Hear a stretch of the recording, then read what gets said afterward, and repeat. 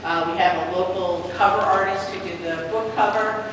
And hopefully it's the kind of quality you would get if you were picking up a book from Random House or wherever. As always with all books, although they don't tell you this, there are always errors, no matter how many times you go through it and try and make it perfect. But what happened was my professional editor and my professional layout person found the fact that I felt that this needed to be out in a timely manner to be contradictory to their experience. So what we ended up doing was publishing a whole bunch of author's proofs, ones that we knew had mistakes in them, but we could begin to get the word out and let the folks see them. And who here pre-purchased? Who here had a book for a while and has looked at it? You've looked at it at all? And you've looked at it? Anybody else? And you've looked at it, Colette? So do you guys have any offhand, immediate reaction when there's a little bit that you've been able to look at? Tables are great, but I've only found 3 or 4 areas. Not really text rather. Okay, good. You didn't miss any credits. Didn't miss any credits?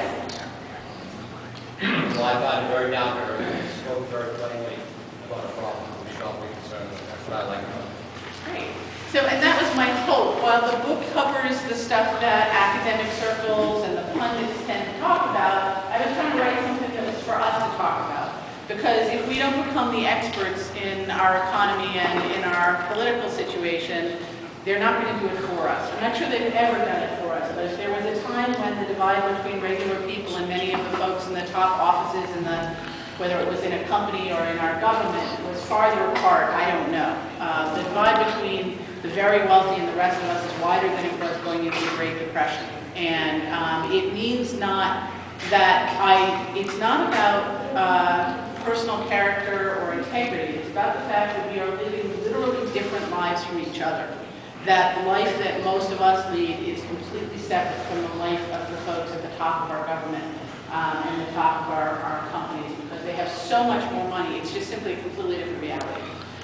So it's not about whether people mean well or don't mean well or whatever. There are simply some systemic realities that are making it hard for us to get what we need from the folks who are in positions of power in our society, regardless of what their values are. So what I wanted to do is, the book itself covers lots of topics. It starts from, I was working on the foreclosure crisis, so we knew we were heading into a crash economically, but it goes farther back in time as well and looks at a longer ramp up. And there are sections of the book that go all the way back to the Great Depression and talk about similarities and differences economically and politically from where we are now and then. And most of the book is actually about concrete things we can do to try and turn things around. Because I don't know about you, but what I keep hearing from most of the folks in positions of power is either just hang in there, don't worry your silly little head about this, it'll all get better. Or there's nothing we can do about it, there's no money, it's just, this is the way it is. And in fact, neither of those things are true. And I wrote the book and called it Main Street Smarts, because what I know is that we, as Main Streets, are smart enough to get out of this mess if we can figure out how to work together to get there. So I was going to give my friend Dave a chance to read a little bit of the book. I don't know if somebody wants to ask a question first. Okay. Well, I'm going to introduce, this is David, who has a radio show, is it every morning? 3 days a week. 3 days a week in Lowell, at UMass Lowell, and I'm on Tuesday mornings from 9 to 9:30, and he came all the way down from Lowell, and he's going to read a little bit for us. Yes? I thought of a question. You said that these are the author's proofs? No, these aren't. These are the final. These are the final truly anything work. Okay, good. It's a true thing. It's true. I have author's proofs still. People want to buy them a little cheaper, but yeah.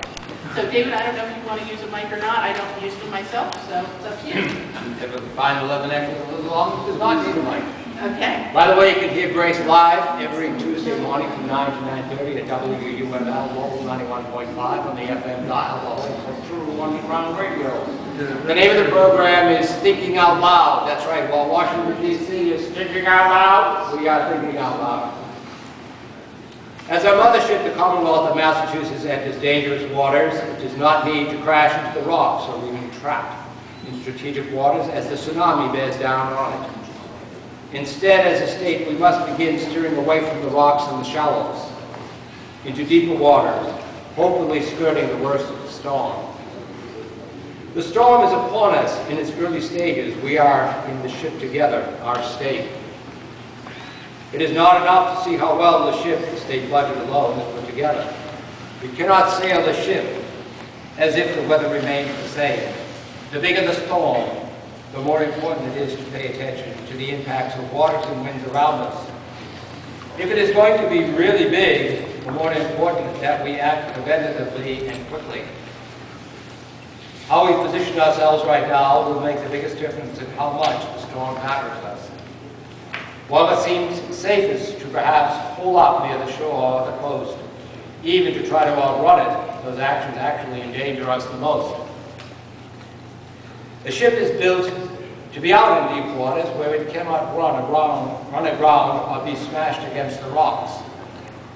If the captains guiding our ship have never experienced a major storm, they may expect to control the situation or avoid bold action and stick by the shores as work with gentler weather. Those are very dangerous choices for those of us stuck riding out the storm of this ship, sticking near the shore, thinking that the familiar outline will shelter us somehow is most dangerous.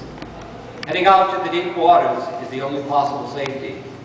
And these elected leaders believe that large storms no longer happen or belittle the warning signs that others have been pointing out because their ideological assumptions block the way. We are in danger.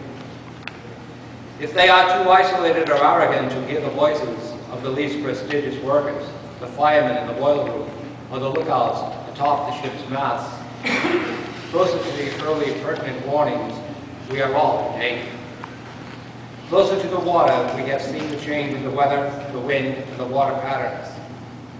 Those who are supposed to be paying attention and guiding our ship have too often told us from the hangouts in the captain's quarters that we were wrong and not to worry. We need in this time, if ever, to come to believe not only in our right, but our ability to be part of we the people who are supposed to run this government and steer this ship. A misplaced faith in the messages of those in power has benefited a smaller and smaller number of those at the very top.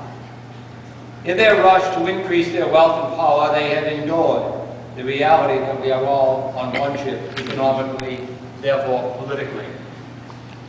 The story we have filled the airways with has undermined our lived awareness that, in fact, we are each other's keeper. Thank you.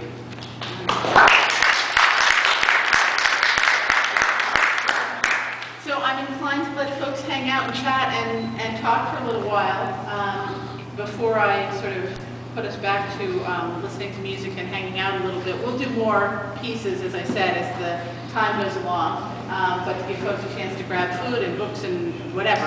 But is there anything that folks wanted to ask about the book before we take an interlude? Awesome. Well, I do. Amy has a question. Sorry, I made a bunch of characters, but We won't tell anyone. Don't tell anyone. no, I haven't read the book, so I apologize. I'm maybe speaking out of turn, but I'll preface it with that. But it sounds like what your like the context is that they're like the haves and the have-nots, and I just feel like, again, while I haven't read the book, I feel like that's oversimplified. Oh, yeah. Well, it goes much more in depth than that. So are there? It isn't about haves and have-nots. It's about who's been in control and the fact that we haven't ourselves felt in control, felt informed enough to be in control, and put ourselves in the position to run a government that's supposed to be buying. Okay, we haven't put ourselves in a position of being empowered ourselves to influence the government. Yeah. More than. Yep. And that's the purpose of the book. The reason I wrote this, and hopefully will be of use to you, is you're going to read it, and some of it's going to be, oh my God, information, but my guess is a lot of it's going to be, that's what I thought was going on. You know, that's what my instincts told me. And I wrote the book in the hopes that by telling you other people's stories and background information, that you will feel like your sense of what needs to be done is in fact valid.